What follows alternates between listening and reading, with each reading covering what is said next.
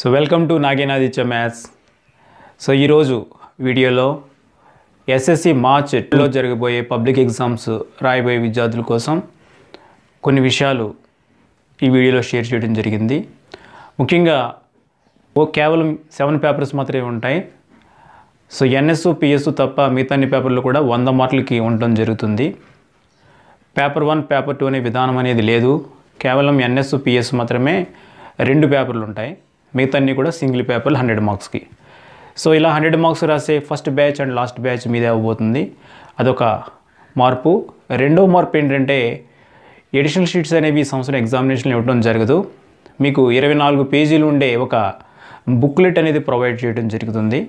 So ఆ 24 పేజీల బుక్లెట్లోనే మొత్తం మీరు అన్నీ కూడా ఆన్సర్ చేయడం జరుగుతుంది.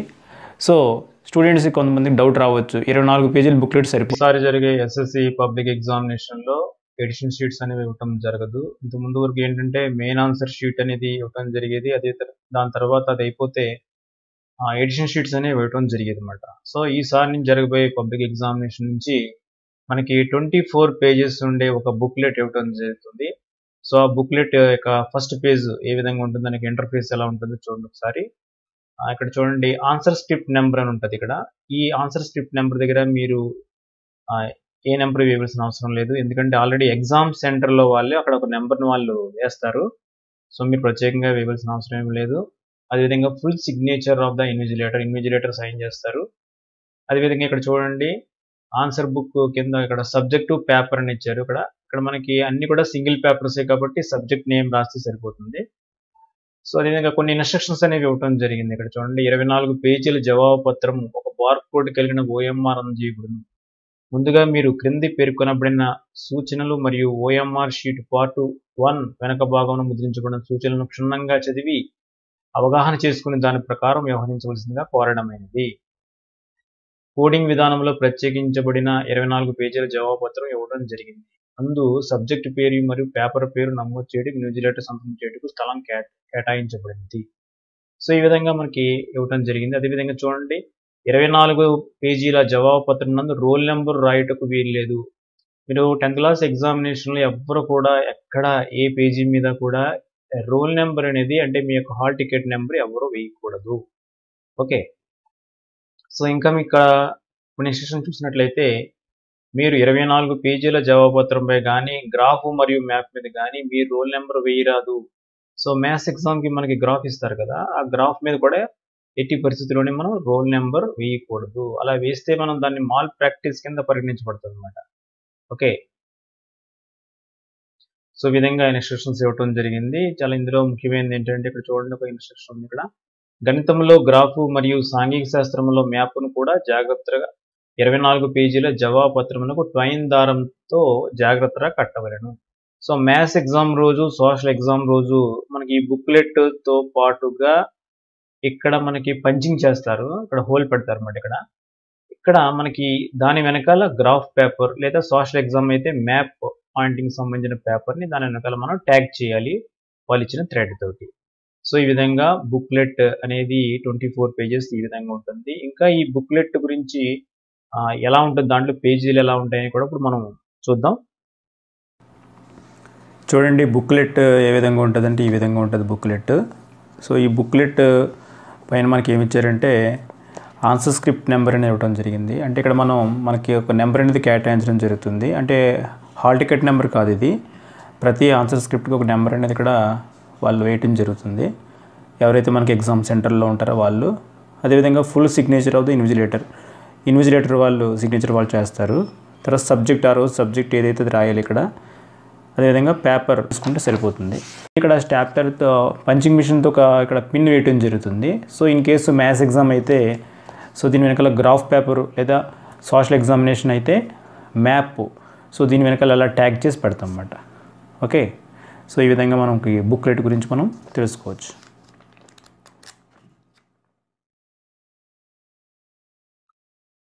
సో ఇప్పుడే మనం 24 పేజెస్ బుక్లెట్ ఏ విధంగా ఉంటుందని తెలుసుకుందాం.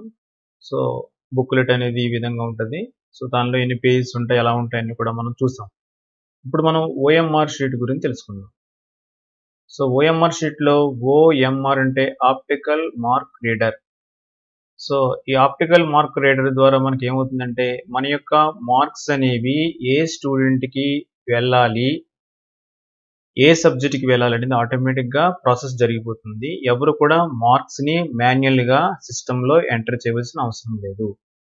ఇదివరకు ఒక 10 years బ్యాక్ ఏం చేసేవారంటే ఈ మార్క్స్ అనేవి మాన్యువల్గా సిస్టంలో ఎంటర్ చేస్తూ ఉండేవారు అనమాట. దానివల్ల కొన్ని మిస్టేక్స్ అనేవి రావటం జరిగేది. ఈ ఓఎంఆర్ సిస్టమ్ పెట్టిన తర్వాత అటువంటి మిస్టేక్స్ అన్ని పూర్తిగా అవాయిడ్ చేయడం జరిగింది.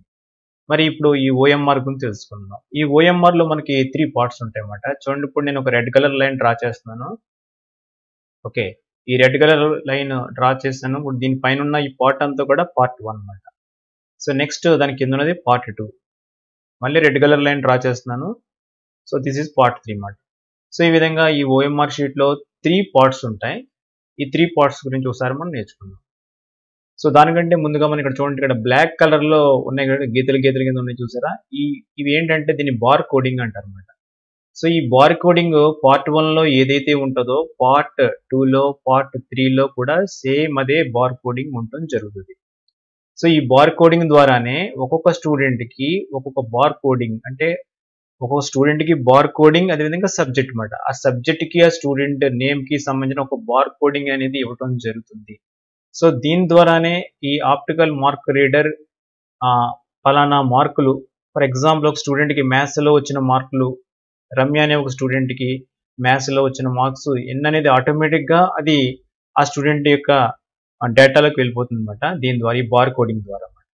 సో అందువల్ల ఎట్టి పరిస్థితుల్లో కూడా మనం ఈ ఓఎంఆర్ షీట్ని నలపడం కానీ, దీని మీద వాటర్ వేయటం కానీ అసలు చేయకూడదు. దీన్ని చాలా కేర్ఫుల్గా మనం చూడాలి. ఈ ఓఎంఆర్ షీట్లో ఫస్ట్ పార్ట్ గురించి మనం తెలుసుకుందాం. ఈ ఓఎంఆర్ షీట్లో ఫస్ట్ పార్ట్లో చూడండి, main answer booklet serial number అని ఉంటుంది అనమాట. 3 digits సీరియల్ నెంబర్ వేయాలి. ఏదైతే మనం ఇంతకుముందు చూసిన 24 pages బుక్లెట్ పైన ఏదైతే సీరియల్ నెంబర్ అయితే ఉంటుందో ఆ సీరియల్ నెంబర్ని ఇక్కడ వేయాలి.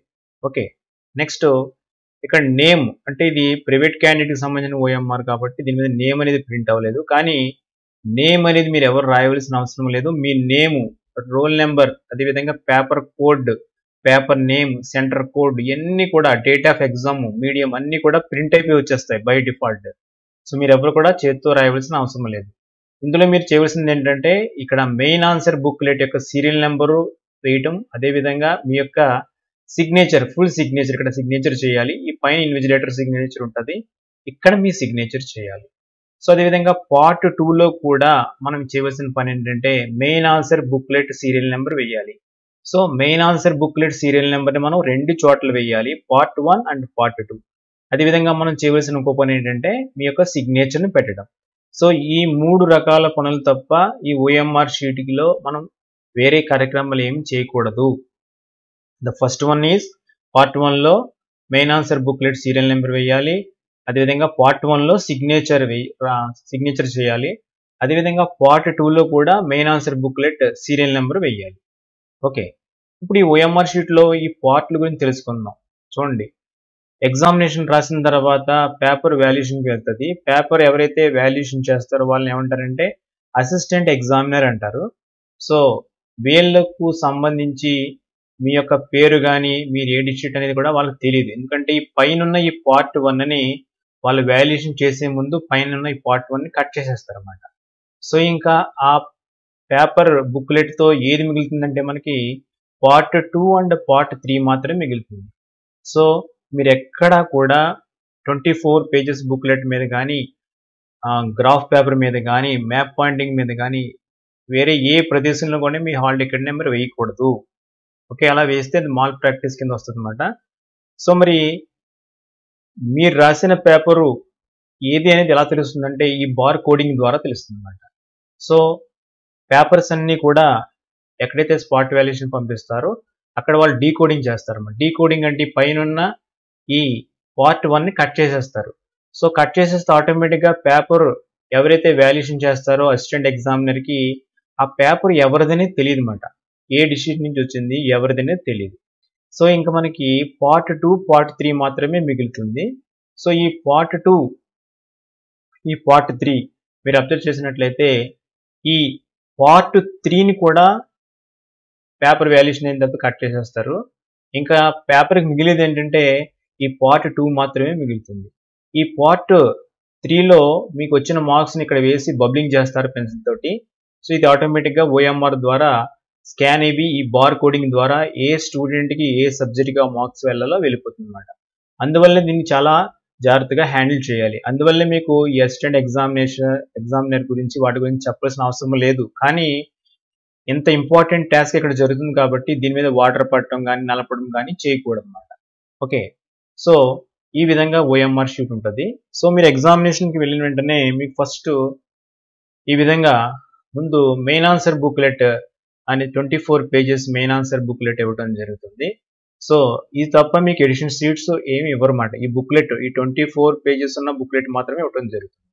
ఇచ్చిన తర్వాత ఇక్కడ ఆన్సర్ స్క్రిప్ట్ నెంబర్ అనేది ఆల్రెడీ వాళ్ళు ఒక మిషన్ ఉంటుంది అన్నమాట. మిషన్ ద్వారా నెంబర్లని కూడా ప్రింట్ చేస్తారు. కొంతమంది అయితే స్కెచ్ పెన్తో వేస్తారు, ఏదైనా పర్లేదు.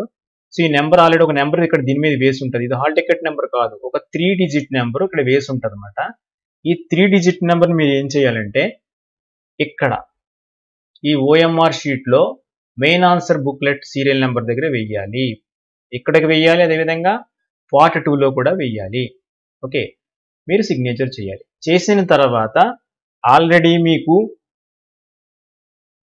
ఈ విధంగా మెయిన్ ఆన్సర్ ఏదైతే బుక్లెట్ ఉందో ఆ బుక్లెట్ మీద ఓఎంఆర్ షీట్ని ఈ విధంగా పెట్టి ఇక్కడ ఇక్కడ ఇక్కడ 2 పిన్స్ వేసి స్టాప్లర్తో 2 పిన్స్ వేసి పైన ఈ విధంగా స్టిక్కర్ అంటించేసి మీకు ఇస్తారన్నమాట. ఓకే, మీరు కూడా కొన్ని సెంటర్లో అయితే ఈ స్టిక్కర్ వేయటం ఈ పిన్నులు కొట్టడం పని మీ చేస్తారు. కొన్ని చోట్ల అయితే ఈ వర్క్ కూడా చేసేసి మీకు ఇస్తారన్నమాట. అంటే ఈ బుక్లెట్ మీద ఉన్న సీరియల్ నెంబర్ వాళ్ళే వేస్తారు, అదేవిధంగా ఈ ఓఎంఆర్ షీటు ఇలా పెట్టి పిన్స్ వేసి స్టిక్కర్ కూడా వాళ్ళే అంటించేసి మీకు ఇస్తారన్నమాట.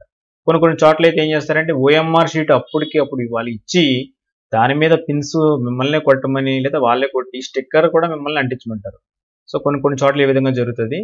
అయిపోయిన తర్వాత మీరు చేయవలసిన పని ఏంటి, ఇక్కడ main answer booklet serial number అంటే ఎక్కడ ఉంటుంది, ఈ ఏదైతే బుక్లెట్ ఇచ్చారో దానిపైన ఆల్రెడీ ఒక నెంబర్ ఉంటుంది అన్నమాట.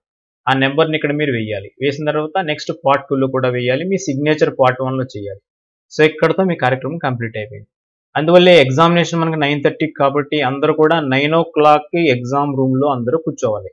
9 o'clock అయ్యేసరికి అందరూ కూడా ఎగ్జామ్ రూమ్లో కూర్చోవాలి. కూర్చోండి ఈ కార్యక్రమం అంతా అక్కడ చేయాలి. మీరు చేసిన తర్వాత 9:30కి ఎగ్జామ్ స్టార్ట్ చేసిన వెంటనే మీరు ఈ బుక్లెట్ పేజీ తీసి ఎక్కడైతే ఇంతకు ముందు చెప్పినట్లు ఎక్కడి నుంచి స్టార్ట్ చేయమని చెప్పామో అది స్టార్ట్ చేసి మనం ఎగ్జామ్ని ప్రారంభించవచ్చు.